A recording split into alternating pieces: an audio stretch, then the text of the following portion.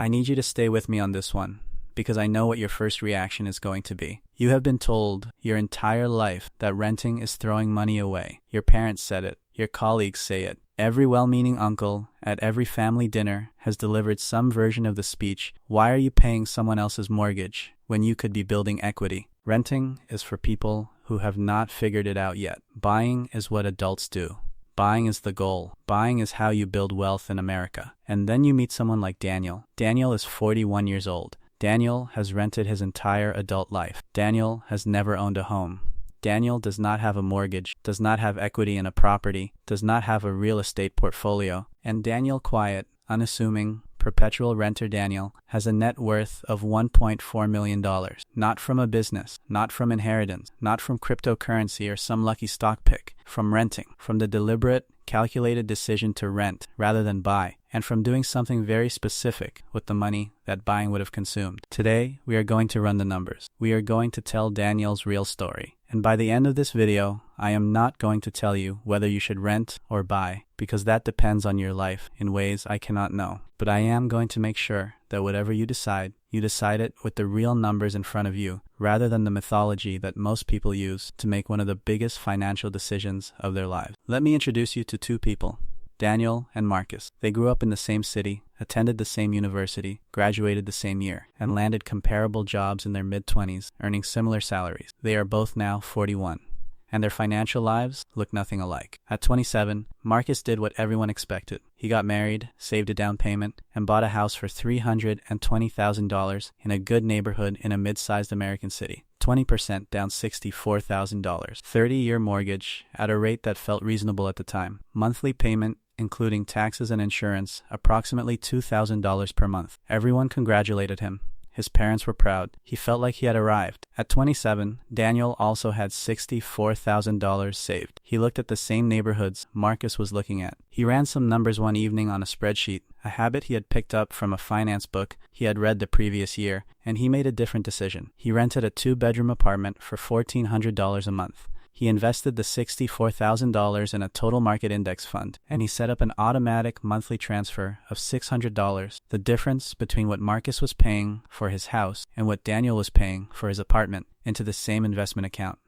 The year was 2010. Both men made their decisions and got on with their lives. 14 years later, Marcus has a house that is worth in the current market approximately $580,000. He owes roughly $190,000 on the mortgage. His equity is approximately $390,000. Not bad. By most measures, a genuinely good outcome. 14 years later, Daniel has an investment account worth approximately $1.4 million.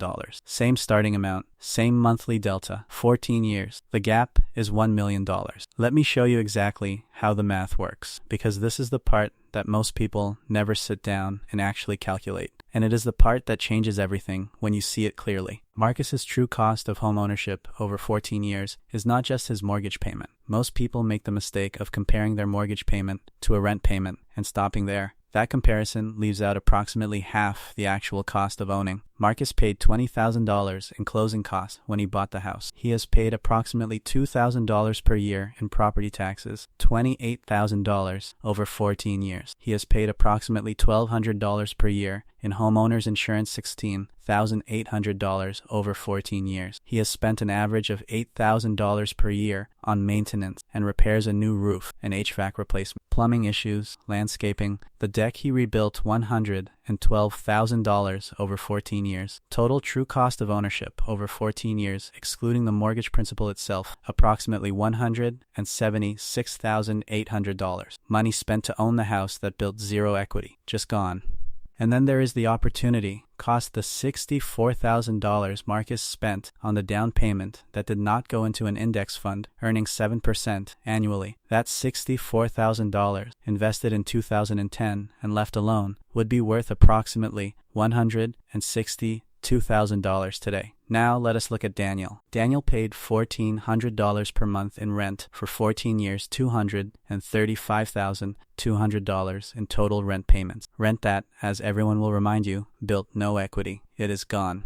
But Daniel also invested $64,000 in 2010, and he invested $600 per month every month for 14 years. His total out-of-pocket investment, the $64,000 plus the monthly contributions, was approximately $165,000. His account today, at historical market returns, is worth approximately $1.4 million. The net position comparison, what each man actually has after accounting for everything spent, shows Daniel ahead by approximately $1 million on the same income over the same period in the same city. Before this becomes a rent is always better argument, because it is not I need to be fair about what Marcus got that Daniel did not, because the math does not capture everything, and pretending it does would be dishonest. Marcus has a home, a physical place that is his, where he painted the walls the color he wanted, where his children grew up in the same bedroom for 12 years, where he built a garden that took 8 years to mature, where his neighbors became his friends over a decade and a half of proximity, where his wife hangs a Christmas wreath on a door that belongs to them. None of that shows up in a spreadsheet. And for most people, if I am being honest, those things are not secondary to the financial calculation. They are the point. They are why people buy houses, and valuing them is not financially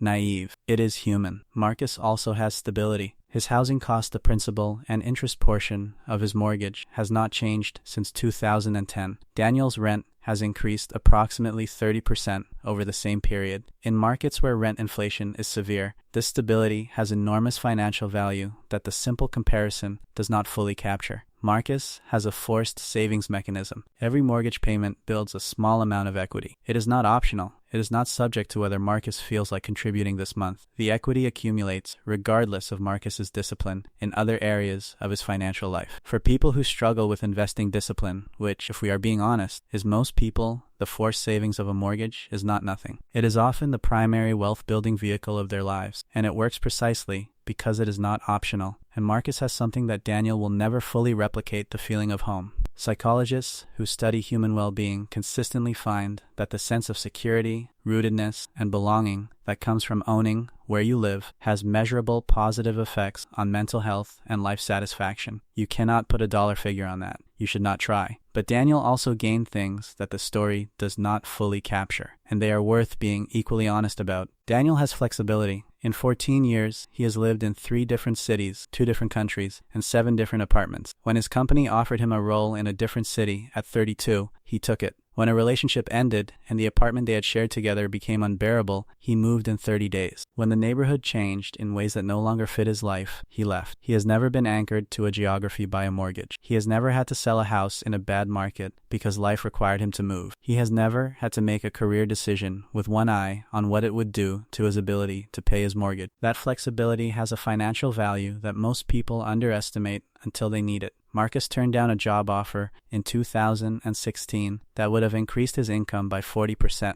because the offer was in another city, and selling the house at that moment would have meant a loss. Daniel took a comparable offer the same year without a second thought. Daniel also has liquidity. His $1.4 million is in an investment account. It is not locked in the walls of a house in a specific neighborhood in a specific city. If Daniel needs money for a health emergency, for a business opportunity, for anything, he can access it. Marcus's net worth is largely illiquid. The $390,000 in home equity exists on paper. Accessing it requires either selling the house or taking on debt against it. Neither is free, and Daniel has the psychological experience of watching his wealth compound in a way that is visible, trackable, and deeply motivating. He has watched his account grow from $64,000 to $1.4 million. He has seen market crashes and recoveries. He has developed a relationship with his money and with long-term investing that most homeowners never develop because their wealth is tied up in something they cannot watch grow. Here is where I want to be completely straight with you.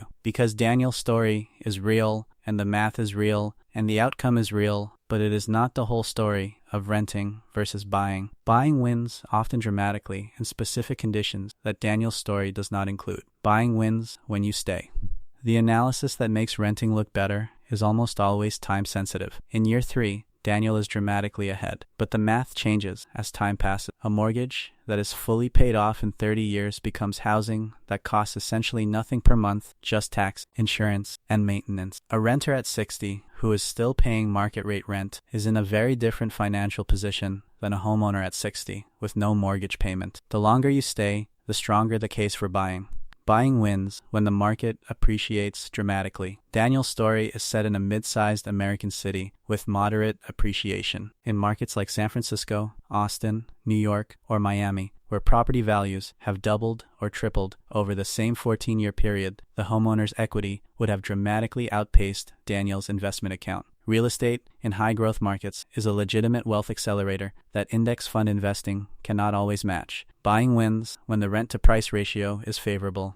In some markets, renting is extraordinarily cheap relative to buying, and in those markets, the gap between rent and ownership costs creates exactly the investment surplus that Daniel exploited. But in other markets, particularly in secondary cities and suburbs, where housing is relatively affordable relative to rents, the math runs the other way. The mortgage payment may be comparable to or lower than the rental payment, eliminating the investment surplus that makes Daniel's strategy work. And buying wins for the human reasons Marcus experienced: the stability, the belonging, the permanence, the garden, the door with the wreath. If those things matter to you, and there is no shame in that mattering, the financial comparison becomes secondary to a quality of life calculation that only you can make. So how do you actually decide? Here is the framework I would use, and the framework that both Daniel and Marcus used, though neither of them called it a framework. Question 1. How long are you planning to stay? If the answer is less than 5 years, renting almost always wins financially. Transaction costs alone, buying and selling a house, consume a significant portion of early appreciation. The shorter your timeline, the stronger the case for renting. Question 2. What is the price to rent ratio in your market? Take the purchase price of the home you are considering and divide it by the annual rent of a comparable property. If the ratio is below 15, buying tends to make financial sense. If it is above 20, renting and investing the difference tends to win. Between 15 and 20 is genuinely a toss-up that depends on your personal circumstance. Question 3.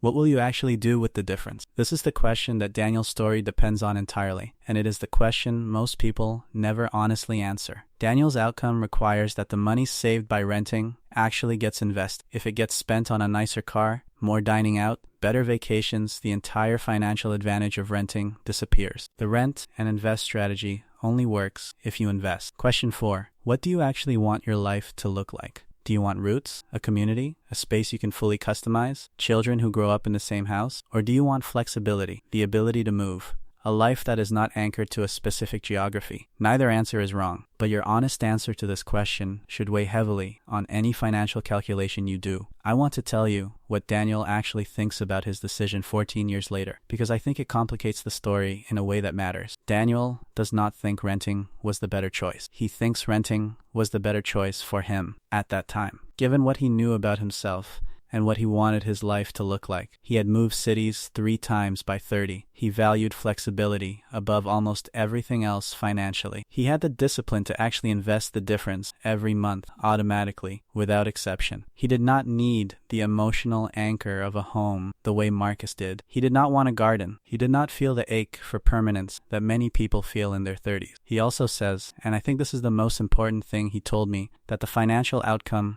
was never the primary reason he rented. He rented because it fit his life. The financial outcome is what happened when someone who was already renting for the right personal reasons also happened to invest the difference consistently and patiently for 14 years. The lesson is not that renting is better than buying. The lesson is that the wrong financial decision for your life, even if it produces equity, is worse than the right financial decision for your life, executed consistently and intelligently over time. Marcus made the right decision for Marcus. Daniel made the right decision for Daniel. The tragedy is not people who buy or people who rent. The tragedy is people who do neither correctly, who buy a house and then do nothing else to build wealth, or who rent and spend the difference and arrive at 41 with neither equity nor investments. Here is what I want you to take away from Daniel's story, and it is simpler than the math. The wealth is not in the decision to rent or the decision to buy. The wealth is in what you do with the money, always, without exception. Marcus built wealth because he bought a house and paid it down over 14 years. That discipline, the forced, automatic, monthly building of equity, is the mechanism. The house is the vehicle. Daniel built wealth because he invested $64,000 and added to it every single month for 14 years. That discipline, the voluntary, automated, consistent building of a portfolio, is the mechanism. The rental flexibility is the vehicle. In both cases, the outcome is the product of a specific, consistent financial behavior maintained over a long period of time. Not genius, not luck,